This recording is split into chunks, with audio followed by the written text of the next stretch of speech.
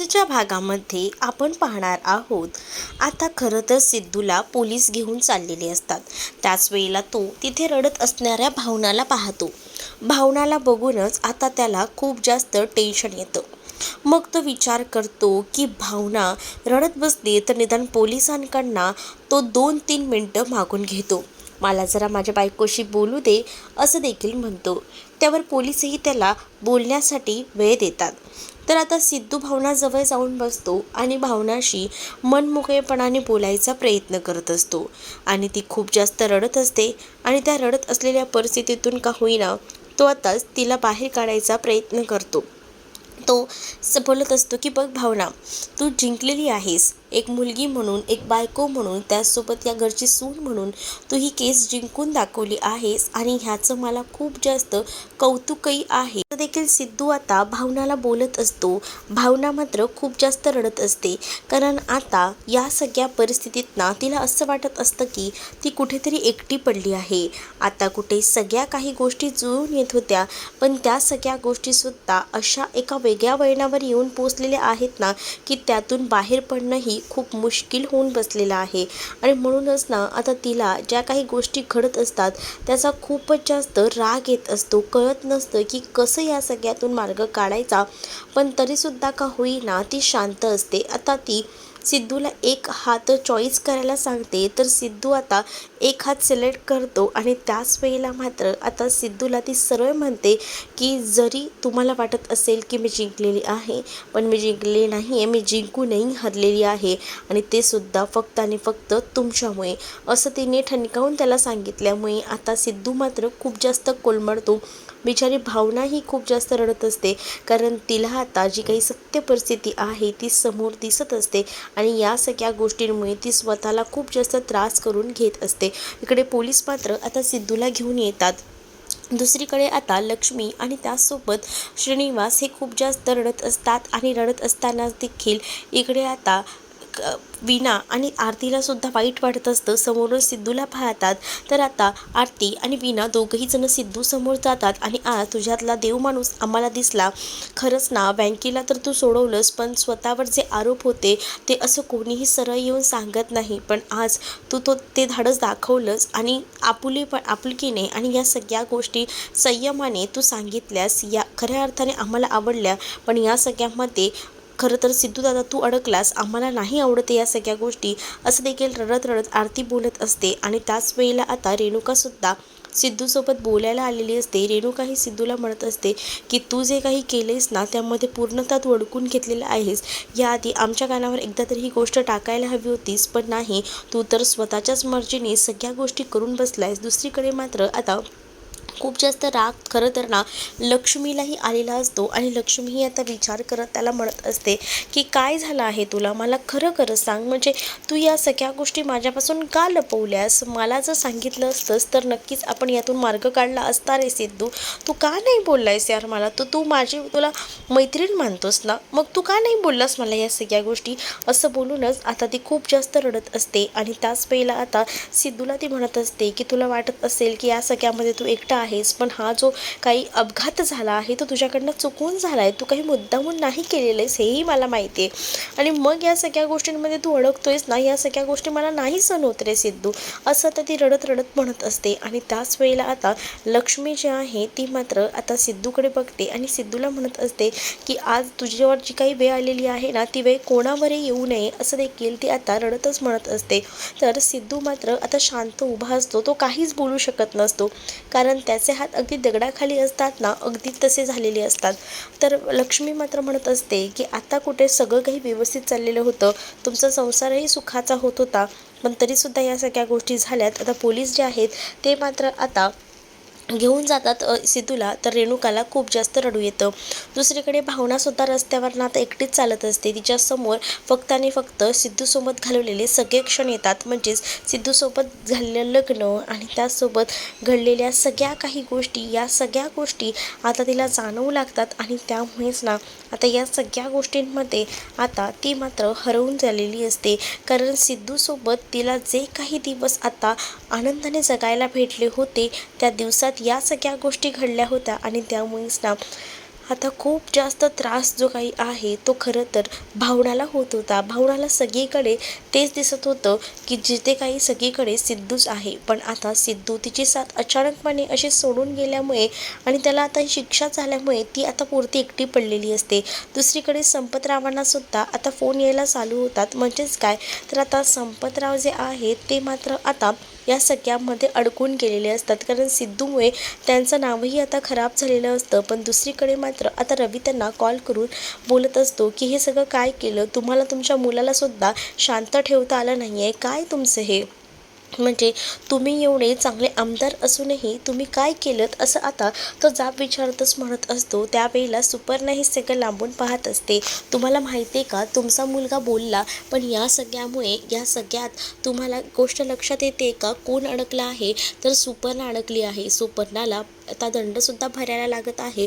तुम्ही हे सगळं नको करायला होतं. तेवढं टेंडरचं काय ते बघा, लवकरात लवकर टेंडर मिळायला हवं असं देखील आता म्हटलं जातं.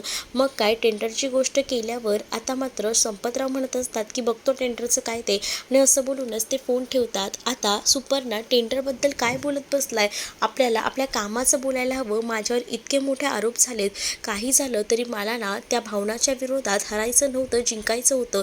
पण आज ती मला हरवून जिंकलेली आहे आणि ती मला आता दंड भरायला लागणार आहे. त्याचाच खूप जास्त राग आलाय. दंडच भरायचा ना, पैसे भरायचे आहेत ना, भरून टाक ना, असं देखील आता रवी तिला बोलत असतो. तर दुसरीकडे भावना आता देवळात आलेली असते. कारण ज्या काही घटना झालेल्या असतात त्या देवी आईसमोरच तिला आता बोलून दाखवायच्या असतात.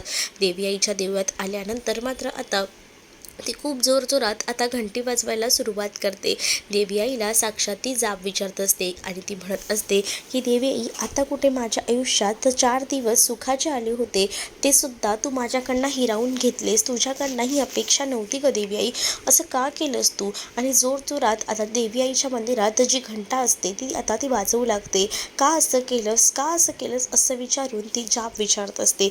बिचारी आता देवी आई तरी या सगळ्यामध्ये काय करणार. ज्या काही गोष्टी घडल्या होत्या त्या एकदमच विचित्र पद्धतीने घडलेल्या होत्या. आता भावना ही खूप जास्त रडत असते आणि रडत असतानाच ती आता विचार करत असते की आपल्या आयुष्याचं काय झालं. ती देवी आईला म्हणत असते की आता कुठे माझ्या आयुष्यात चांगले रंग भरत होते मी, आणि आता माझं आयुष्य अशा पद्धतीने उद्ध्वस्त झालं आहे ना की आता मी काय करू मला खरंच कळत नाही आहे. रडून रडून अक्षरशः भावना खाली कोसळते. तेवढ्यातच लक्ष्मी तिथे येते आणि लक्ष्मी तिथे येऊन भावनाला सावरते आणि म्हणत असते की अशी हार मानायची नाही. देवी आईच्या देवळात आलोय ना, मग सगळ्या काही गोष्टी चांगल्याच होतील, तू काळजी करू नको, असं देखील आता म्हटलं जात असतं. आणि हळूहळू का होईना आता सावरायचा प्रयत्न ती करत असते. दुसरीकडे आता संतोष आणि त्यासोबत हरीश दोघंही जण टपरीवर चहा घेत असतात. तर आता त्या टपरीवरून चहा घेण्याचे पैसे जे आहेत त्यावरून सुद्धा त्यांचे थोडे थोडके का होईना वाद होत असतात. आणि आता संतोष म्हणत असतो की तू बघितलंस का, एक ऑब्झर्वेशन केलंस का, आपल्या आईबापांना तर त्यांच्या दोन्ही जावयांचं कौतुक होतं. एक जावई तर वेडा निघाला तर दुसरा जावई खुनी निघाला, बघितलंच का. तर आता खुनी सिद्धूला बोलल्याबरोबर हरीशला राग येतो. हरीश म्हणत असतो की तो खुनी वगैरे नाही आहे, उलट ना त्याने सगळ्या गोष्टींना एकदम ठणकावूनपणे सांगितल्या. उलट ते बरं झालं, मला तर वाटलंही नव्हतं सिद्धू असं सांगेल, पण सिद्धूने एकदम बरोबर येऊन सगळ्या गोष्टींची कबुली दिली आणि त्यामुळेच ना हे सगळं काही शक्य झालेलं आहे असं देखील आता बोलण्यात येतं. दुसरीकडे मात्र आता चहा पिलात असतो. चहा पित असतानाच इकडे आता फोन आलेला असतो, कारण खूप जास्त उशीर झालेला असतो. सिंचनाला सुद्धा भेटायचं असतं. मग तो म्हणत असतो की चल मला जायला हवं. संतोष म्हणतो की हो बाबा जा, कारण पापा की परी तुझ्यासाठी बरी, असं म्हणून तो तिला चिडवू लागतो. तर इकडनं लगेच त्याने पळ काढलेला असतो. संपतरावांच्या घराच्या बाहेर आता काही रिपोर्टर्स आलेले असतात आणि ते मात्र जोरजोराने घोषणा करत असतात, आम्हाला आमच्या प्रश्नांची उत्तरं हवी आहेत, दार उघडा, दार उघडा, असं देखील आता बोलून दरवाजा वाजवत असतात. पण इकडे मात्र आता कोणीही दरवाजा उघडत नसतं. भावना आता रिक्षातून पोचलेली असते. तर तो रिक्षावाला सुद्धा सिद्धूचं कौतुक करतच भावनासमोर बोलत असतो आणि म्हणत असतो की खरंच ना सिद्धू दादा निर्दोष आहे. तेवढ्यातच दाराची बेल वाजते. तर नीलांबरीला आता ह्या सगळ्यांना अडकवायचं असतं ना, मग नीलांबरी म्हणते की बहुतेक आहे ना भावना आली असेल, आपण तर दार उघडायलाच हवं ना, असं बोलून ती दारावर जाते. आजीने खरं तर दार उघडायला परवानगी दिलेली नसते, पण ती मुद्दामूनच सांगत असते की मी दार उघडत नाही असंच बघते. पण त्यानंतर नीलांबरीने बाहेर जाऊन दार उघडलेलं असतं.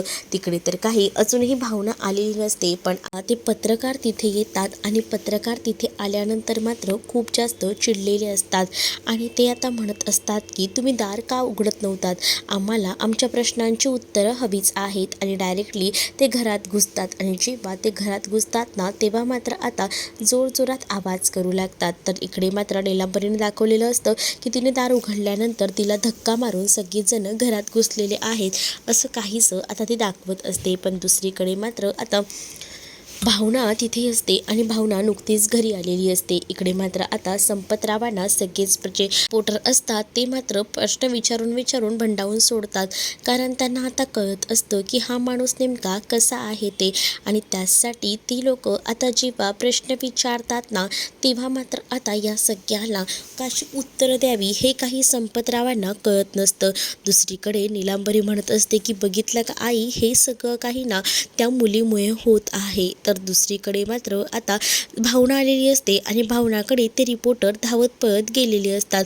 जेव्हा भावनाकडे ते रिपोर्टर जातात ना तेव्हा भावना आता शांत न बसता त्यांना उत्तर देत म्हणत असते की तुमचा काहीतरी गैरसमज होतोय, कारण मला चांगलं माहिती आहे की काय ना की आमचा सिद्धू म्हणजे सिद्धिराज काळे पाटील यांची या सगळ्यामध्ये काही चूक नाही आहे. खरं तर त्यांच्याकडनं अपघात झाला होता आणि त्या अपघाताचं जसं त्यांच्याकडे रहस्य उलगडत गेलं तसं त्यांनी जे काही घटना घडली होती ती आम्हाला अगदी कोर्टात येऊन खरी सांगितली.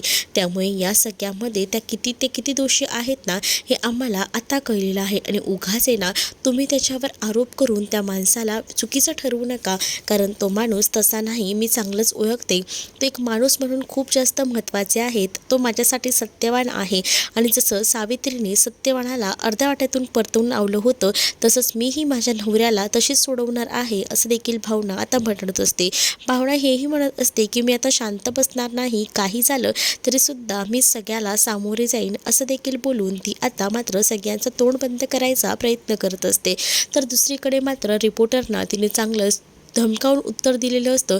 त्यामुळे रिपोर्टरसुद्धा आता शांत झालेले असतात आणि त्याच वेळेला आता रिपोर्टर म्हणत असतात की अरे वा, तुम्हाला खरंच ना काळे पाटील खूप लाखात एक अशी सून मिळाली आहे.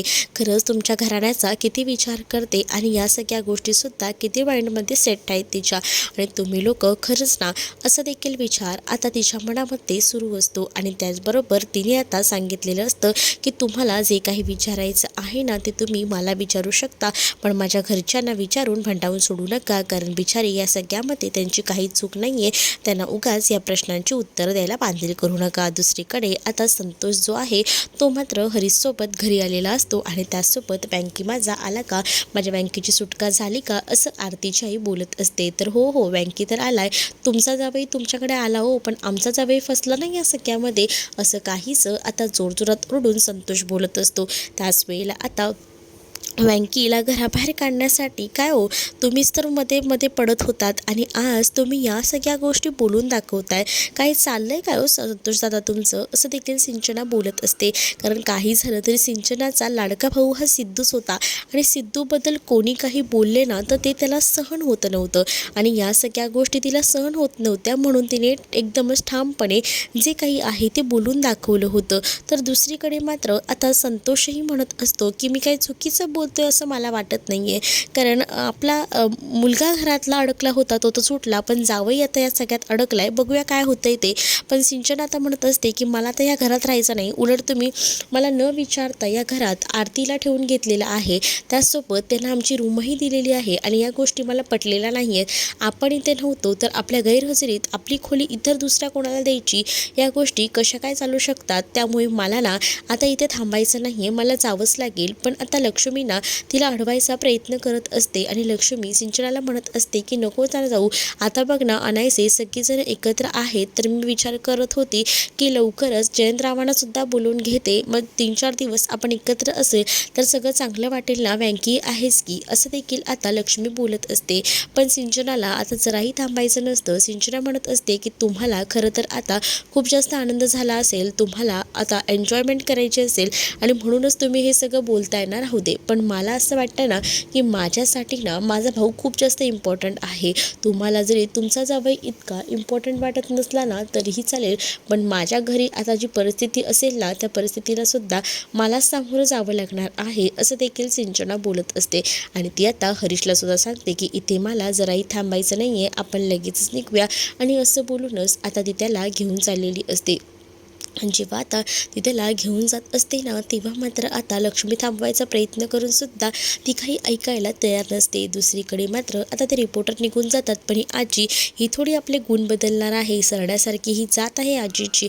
आजी डायरेक्टली आता म्हणत असते की आमच्या सिद्धूला तर अडकवलंच, आता तुला बरं वाटत असेल ना, आता सिद्धूला आमच्या अडकवून. पण एक गोष्ट लक्षात ठेव, सिद्धूची सुटका कशी करायची ती मी बघते, पण आता तुला या घरात राहायची ना गरजही नाही, कारण या घरात राहायचं नाही आमचा आणि तुझा काही संबंध नाही आहे.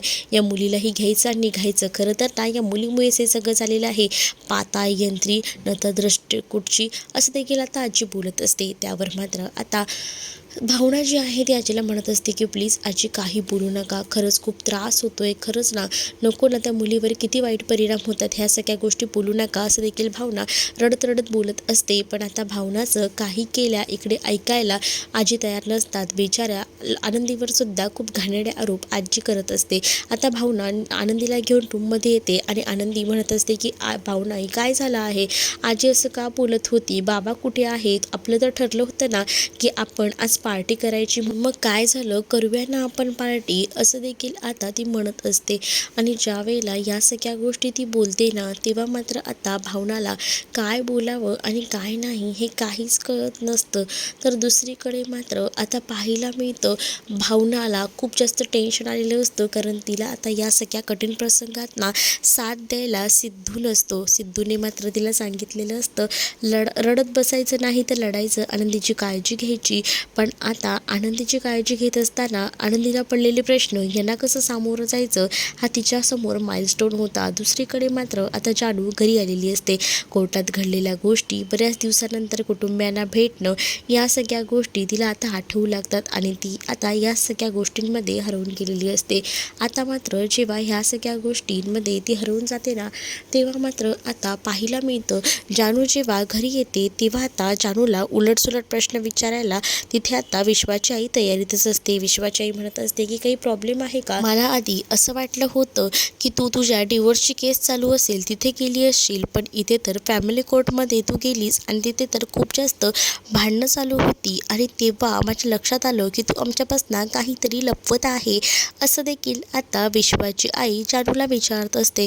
जानू मात्र आता या सगळ्याचं टेन्शन घेते आणि तिला आता सुचत नसतं की काय उत्तर द्यावं ते, त्यामुळे ती आता शांतच असते. तर पुढील भागामध्ये दाखवलं गेलेलं आहे आजी आता भावनाला या घरातून हकलवायचा प्रयत्न करत असते, मात्र आता भावना त्या घरात ठाम असते. ती काही झालं तरी तिकडनं हलणार नाही असा तिचा निर्णय असतो. तर तुम्हाला भाग कसा वाटला कमेंटमध्ये सांगा.